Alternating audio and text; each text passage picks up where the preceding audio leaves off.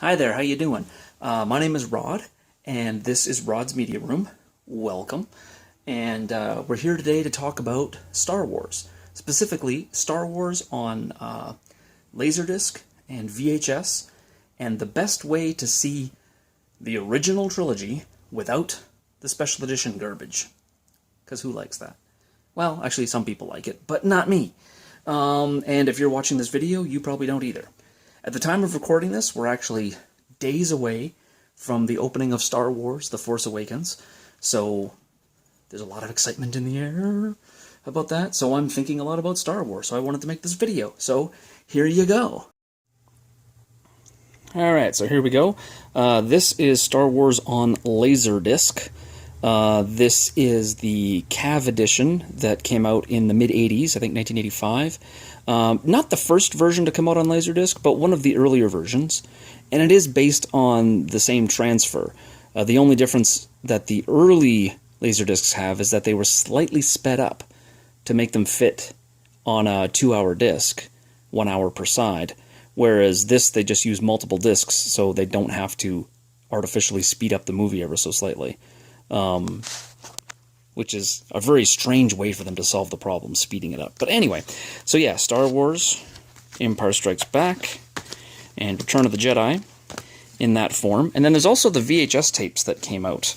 Also, I believe this is more getting into the later 80s, maybe even early 90s. I don't remember the exact release date. But same transfer as these Laserdiscs. So this VHS collection actually looks very similar to the early Laserdiscs. The color saturation isn't quite as strong, and the sharpness isn't quite as good, but it looks pretty similar. And it should be noted that these tapes and these Laserdiscs are pan and scan, not widescreen. But eventually there was widescreen releases, which, here we go. This is the first widescreen release that was put on Laserdisc, I believe. Very cool because it's got a nice fold out, so you can have some pictures and a nice little essay there and stuff. And for those of you who haven't seen a Laserdisc before, it's a gigantic disc. Looks kind of like a giant CD or something. I know most people know what these are, but some of you may not. So anyway, yeah, that's the widescreen version. And Star Wars actually came out twice because there was an error, apparently. So a company called Technodisc ended up repressing it to fix the error. The error had to do with the aspect ratio. So that's why I have two of those. Empire Strikes Back, Return of the Jedi, and these are the widescreen versions. There were VHS versions as well that came out around this time. I don't have them. I've seen them. And the drop in quality is actually pretty harsh because widescreen on VHS just never had the resolution to do widescreen properly, especially for a movie like that. Now these are the Faces editions.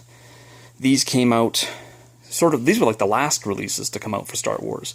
In between here and here, there was a version called the Definitive Collection, but it's the same transfer that was used on the Definitive Collection for the Faces versions.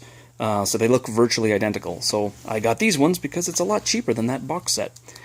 Some people would say there's minor quality differences. I have seen a side-by-side comparison and could not see a difference whatsoever. So anyway, yep. The Faces Laserdiscs are widescreen. So you got your Star Wars, your Empire, and your Jedi. I gotta say, I don't like those covers very much. And of course, on videotape, they were released pan and scan. So, widescreen here, pan and scan there. And you got all three movies again. So the big question is, which is the best way to go to watch the original trilogy? Unfortunately, there's not just one answer. But my default go-to version is the original pan and scan Laserdiscs. As crazy as that sounds, because I know a lot of people are like, what? Who would watch pan and scan these days? Well, it's really interesting because the color quality is amazing, and the picture quality is pretty good. I mean, it's not going to stand up on a really big screen TV. I mean, it's just not going to, but it's pretty much the best you're going to get from this older technology. And if you don't have a Laserdisc player, this VHS collection is really actually quite impressive. They managed, it's got all the movies in there. They really managed to get the picture quality pretty close to the Laserdisc. I mean, it's a little bit under, but not much. It's actually pretty good. And the color's not quite as saturated, but still decent. I did a side-by-side comparison, and I was pretty impressed with how good the VHS tape looked. Again, pan and scan, though. So, my favorite version for widescreen? Well, a couple of different answers. First of all, for Star Wars itself, it's the original widescreen versions done here. Now, there's the Technodisc pressing and the original pressing, and a lot of people wonder which one is better. This is the Technodisc here with the Fox logo. The CBS logo is on the original version. However, just because you see that doesn't mean it's necessarily Technodisc. You actually have to check the disc itself. But anyway, I really can't pick between these two. They're different, but the same. The aspect ratio problem on the CBS version is not a deal breaker. You can barely notice it. The Technodisc version has very nice colors, but it's not quite as sharp. But either one of these will do in a pinch for me to watch Star Wars itself on a Laserdisc format. For Empire Strikes Back, we have a different toss-up. The toss-up is between the original release and the Faces release. It's really a tough call between these two on Empire. This one has more, I think, authentic colors. But this one does have a nicer picture. And, yeah. I should say, too, the reason why I did not pick this for Star Wars is because there's something called DVNR going on there, which is Digital Video Noise Reduction, which is something that was used to try and make the picture look better back in the day. However, they ended up making the motion kind of smudgy, and ended up having a lot of negative artifacts going on. So, don't like that version. That's probably my least favorite way to watch Star Wars. And then for Jedi, that one. The DVNR is not as severe. Same with this version of Empire. The DVNR is not as severe. And looks pretty good. I like it. These videotape versions, no. Don't like them at all. I should also mention that there's these versions of Star Wars that came out on DVD. These were bonus discs that came out in 2006 when the trilogy was re-released at that point. Limited edition, and they were actually sourced from the same masters as these Faces Laserdiscs and the Definitive Collection Laserdisc. And since, it actually does have better picture quality, but the problem I have with these is that the enhanced picture quality actually exaggerates the artifacts being caused by the DVNR, or Digital Video Noise Reduction. So they kind of look better, but they kind of look worse. It's kind of weird. And they were released non-anamorphic in 2006, which is kind of strange because, by 2006, anamorphic DVD was the norm. So yeah, that's kind of disappointing. Anyway, so if I was to consider these as possible options, I think the only one I would like is Jedi. Again, the DVNR is reduced enough. The artifacts in Empire really get exaggerated on this one. It's really bad. It looks so grainy.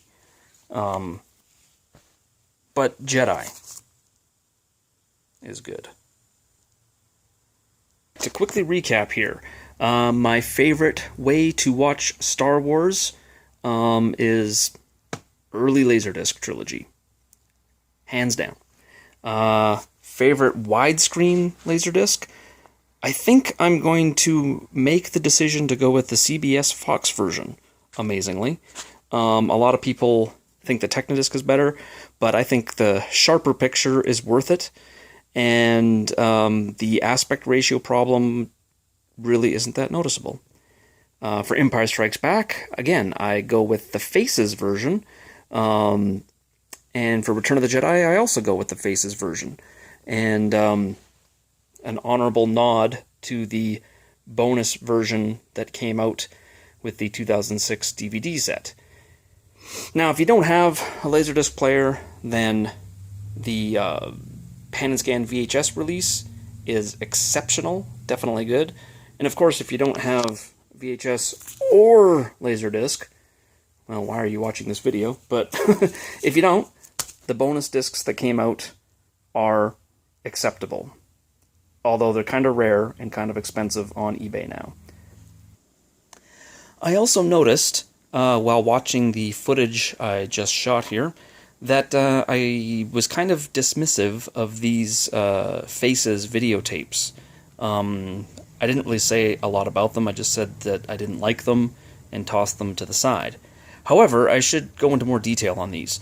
They're actually not that bad. I just find the picture quality a bit too soft for my taste. I think the original VHS tapes have a sharper picture, and they have more retro color to them. However, if you want color that looks a little more updated, they actually shifted the color palette a little bit for these ones. It's still the original movies, but they basically adjusted the colors to look more like a typical mid-90s videotape release. And the pan and scan job is actually quite good on these tapes. It's less obvious than the original VHS releases. So, yeah, they're not terrible. And they're probably the easiest ones to get these days. They seem to be floating around. I find them like at flea markets and stuff all the time. So they're not terrible. And I should also say that the DVNR artifacts are somewhat covered up by the fact that it's on VHS. There's still some DVNR artifacting that I can see, again, especially in Star Wars. It's always the worst for it. But the fact that it's on videotape kind of covers it up, if that makes any sense. You know, like the sort of the noise that's in the image anyway, since it's on VHS, sort of hides some of the DVNR artifacts a little bit. Anyway, so yeah, no, these aren't terrible. I kind of was dismissive, and I wanted to correct that. All right, so that's that. And if you want to watch Star Wars digitally, the modern way, originaltrilogy.com, you can actually find people who are doing fan restorations of the original trilogy. So that's another option too. And yeah, I think that's all I got to say for today. Come back and see more videos, like, subscribe, maybe I'll make more videos, who knows. Star Wars is cool. I even got a Star Wars t-shirt on right now. Darth Vader in a phone booth. Stormtroopers waiting to get in. I think it's funny.